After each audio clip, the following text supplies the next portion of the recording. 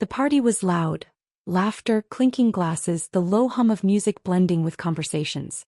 It was one of those nights where everyone seemed to be having the time of their lives. Everyone except me. My husband stood a few feet away, deep in discussion with some colleagues.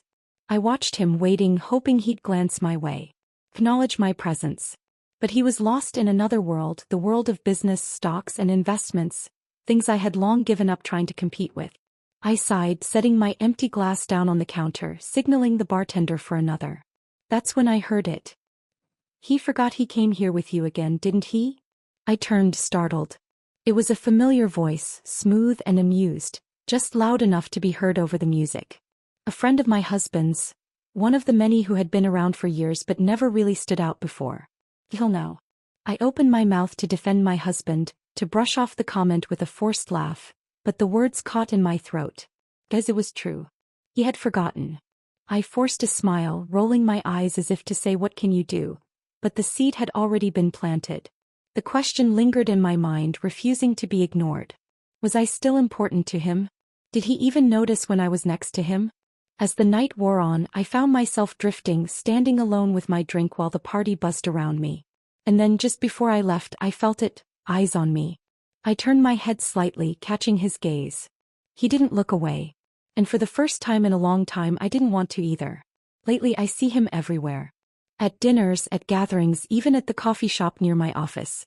It's never planned, at least not on my end, but somehow he's always there, slipping into conversations, making passing comments that stay with me long after he's gone. It should feel like coincidence, but it doesn't. Tonight, at another tedious business event, my husband is, once again, deep in work talk, engrossed in numbers and future deals. I barely exist in his orbit. When it's time to leave, my husband doesn't even notice. But he does. "Need a ride?" he asks casually, keys already in hand. I hesitate for a second too long, then nod. The drive is quiet at first, the hum of the engine filling the silence. Then out of nowhere he speaks. "Things haven't been easy for me lately." His voice is low, honest, different from his usual confident tone. I glance at him, waiting. "You ever feel like you're just there? Like no one sees you anymore?"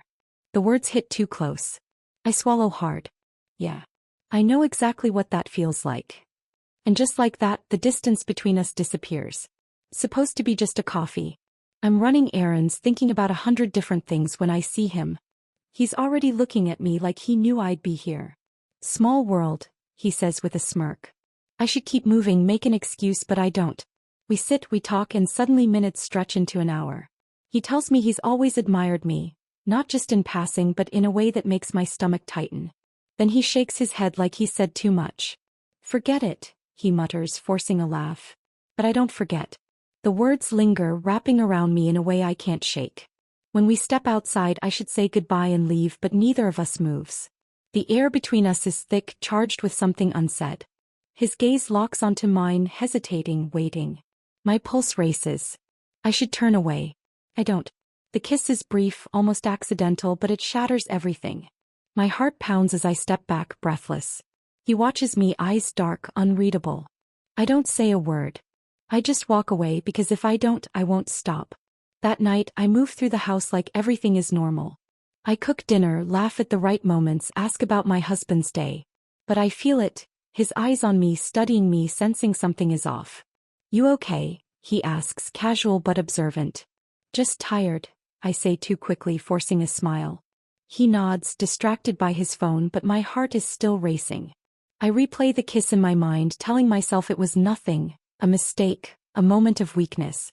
Yet when I sit on the couch, my hand instinctively reaches for my phone. Nothing. No message. I exhale, relieved. Or disappointed. I don't know anymore. Days pass and I see him again. Another casual encounter, another conversation stretching longer than it should. I tell myself it's fine, it's just friendship. But then late at night my phone lights up. His name. My breath catches as I open the message. "You know this isn't just coincidence anymore, right?" I stare at the screen, my fingers hovering over the keyboard. Every part of me screams to stop. Instead I start typing back. Guilt is heavy, pressing into me with every step, every glance, every word I say. It coils around my chest, making it hard to breathe. So tonight I try. I try to silence it, to drown it out in the familiar. I lean into my husband more, touch his arm as he talks, laugh at his jokes even when they don't land. He notices. He doesn't say anything, but I see the way his brows pull together, the way his eyes study me like I'm a puzzle missing a piece. Later, as we get ready for bed, I hesitate, then turn to him. My heart pounds as I close the space between us. I kiss him, slow, intentional, trying to convince both of us that nothing has changed. But something has. He doesn't kiss me back right away.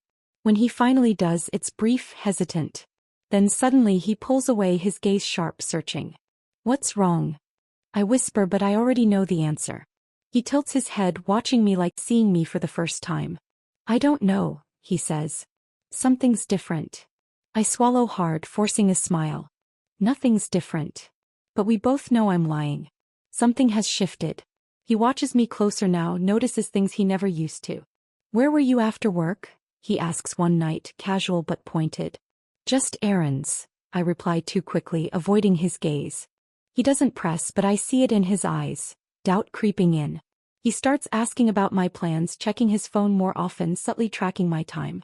It makes my skin prickle. At lunch with his colleague, the question catches me off guard. "You've been different lately," she says, studying me. "Everything okay at home?" My breath hitches. I force a laugh, deflect, but my stomach twists. Does he talk about me? The thought makes me uneasy. Meanwhile, he has changed too. "We should be careful," he texts. "Somewhere no one knows us." The suggestion makes my pulse race. Not from excitement, but from fear. This isn't fun anymore. It's dangerous. Yet when I see his name pop up on my phone, I still answer. When he calls, I still go. I tell myself I have control, that I can stop anytime. But deep down, I know the truth. I stopped having control the moment I didn't walk away. I tell myself this has to end. It's gone too far, the lies, the secrecy, the weight pressing on my chest every time I walk into my own home. I type out a message, "We can't keep doing this," but I don't send it. Instead, I meet him one last time. That's what I tell myself. One last time, and then it's over. He knows something is wrong the second he sees me. I don't sit. I don't smile. I just say it. "I can't do this anymore." The words come out shaky, weak, like I don't even believe them. He doesn't react right away. Then slowly he reaches out, fingers wrapping around my wrist. His grip isn't tight, but it's firm enough to make me pause. "Are you sure?" His voice is calm, steady, like he already knows the answer. Am I sure? I should be. I need to be. But I don't move. I don't speak. The silence stretches too long. And then, without realizing how, I stay. Later, I stand in front of the mirror, looking at myself like I'm a stranger. The reflection doesn't lie. I crossed the line. And there's no going back.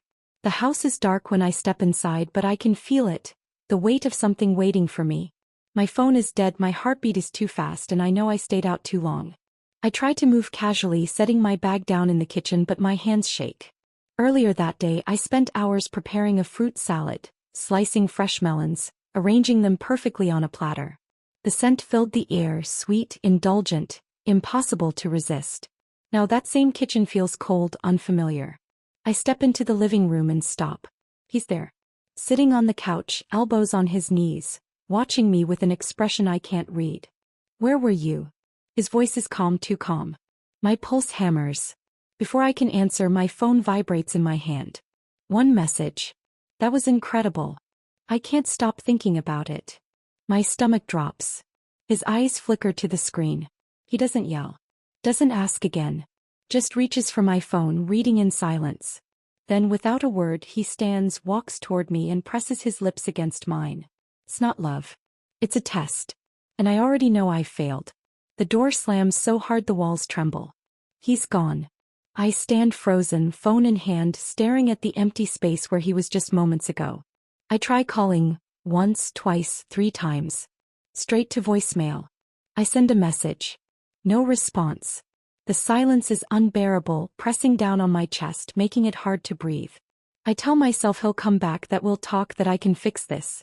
But deep down I know the truth. This isn't something you fix.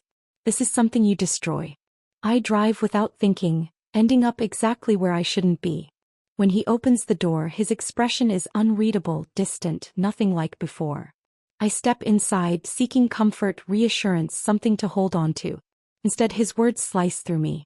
"I never asked you to do this." My breath catches. What? His eyes meet mine, colder than I've ever seen them. Your life. Your marriage. That was your choice. The ground shifts beneath me. I came here for refuge, but all I find is a door slowly closing in my face. And for the first time I truly understand, I've lost everything. The papers arrive in a plain envelope, no warning, no conversation, just cold, official proof that it's over. I stare at them, fingers numb, rereading the same line over and over. Irreconcilable differences. That's what it says. But we both know the truth. He doesn't yell, doesn't ask for explanations. When we finally talk, his voice is steady, detached, like I'm a stranger. There's nothing left to say. That's it. No anger, no second chances. Just finality. I want to fight, to beg, to explain, but what could I possibly say? He walks away and I let him. Days turn into weeks. I reach out to the only other person who was part of this, but he's already gone. No messages, no calls. It's as if he never existed. At work I see her, the colleague who always watched too closely. She doesn't stop, doesn't speak. Just one glance, sharp and knowing, before she keeps walking. I don't look away. I don't cry. I just stand there, letting the weight of everything settle. I made this choice. I destroyed everything. And now there's nothing left but silence.